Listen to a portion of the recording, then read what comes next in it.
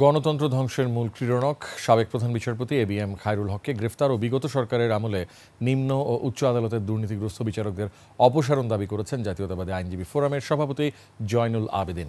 দুপুরে সুপ্রিম কোর্টে সাবেক প্রধান বিচারপতি এবিএম খায়রুল হককে গ্রেফতারের দাবিতে সংবাদ সম্মেলনে এ মন্তব্য করেন তিনি।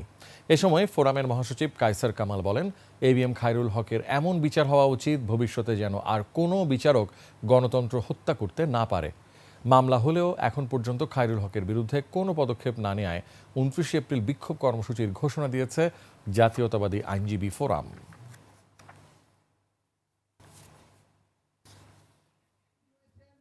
আইন মন্ত্রণালয় এবং স্বরাষ্ট্র মন্ত্রণালয় তারা যথাযথ দায়িত্ব পালন করছেন না বিধায় খায়রুল হক সাহেবকে এখনো আইনের আওতায় আনা হয়নি,